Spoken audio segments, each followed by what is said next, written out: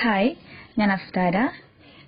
നമ്മൾ ഇന്ന് ചെയ്യാൻ പോകുന്ന video S6 architecture diploma building services എന്ന സബ്ജക്റ്റുമായിട്ട് റിലേറ്റഡ് ചെയ്തിട്ടുള്ളതാണ്. അതിലെ മൊഡ്യൂൾ 2-ലുള്ള ഒരു ഇമ്പോർട്ടന്റ് ടോപ്പിക്കാണ് ഇന്ന് ഡിസ്കസ് ചെയ്യാൻ പോകുന്നത്. Displacement pumps. ഡിസ്പ്ലേസ്മെന്റ് പമ്പ്സ് ആർക്കിടെക്ചറുകാർക്ക് മാത്രമല്ല, പല സബ്ജക്റ്റുകൾ ഹൈഡ്രോളിക്സ് പോലെയുള്ള സബ്ജക്റ്റുകളിലെല്ലാം ഈ ടോപ്പിക് വരുന്നുണ്ട്. വളരെ ഇമ്പോർട്ടന്റ് ആയിട്ടുള്ള ഒരു ടോപ്പിക്കാണ്. നമുക്കിനി അത് ചർച്ച ചെയ്യാം. മെയിൻ ആയിട്ട് ഇത് രണ്ടായിട്ട് കാറ്റഗറൈസ് ചെയ്തിട്ടുണ്ട്: റെസിപ്രോക്കേറ്റിംഗ് പമ്പും റോട്ടറി പമ്പും.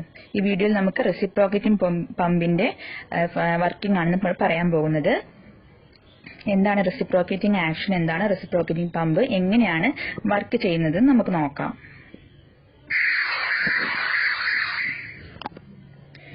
ഇവിടെ മെയിൻ ആയിട്ട് ഇതിനൊരു സിലിണ്ടർ ആയിരിക്കും ഉണ്ടായിരിക്കുക. അതൊരു കേസിംഗിന്റെ ഉള്ളിൽ ഇൻസേർട്ട് ചെയ്തിട്ടുണ്ടായിരിക്കും. പിന്നെ ഒരു പിസ്റ്റൺ ഉണ്ടായിരിക്കും.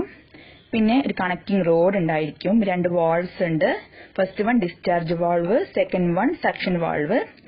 പിന്നെ കണക്ഷൻ റോഡും പിസ്റ്റണും കൂടിയായിട്ട് കണക്ട് ചെയ്തിട്ടുണ്ട്. മുന്നിലേക്കും പിന്നിലേക്കുള്ളതിന്റെ ഈ ആക്ഷൻ നമ്മൾ റെസിപ്രോക്കേറ്റിംഗ് എന്നുള്ളതുകൊണ്ട് ഉദ്ദേശിക്കുന്നത്.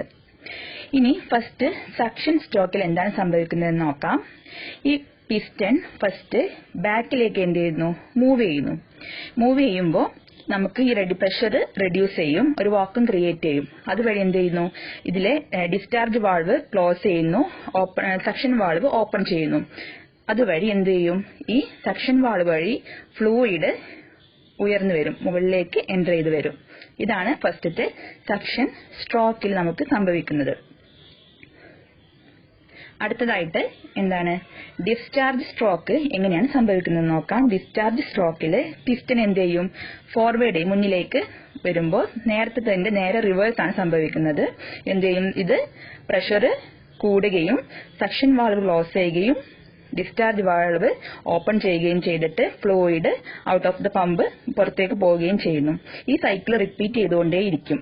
ഇങ്ങനെ വാട്ടർ പമ്പ് ചെയ്യുകയാണ് ചെയ്യുന്നത്.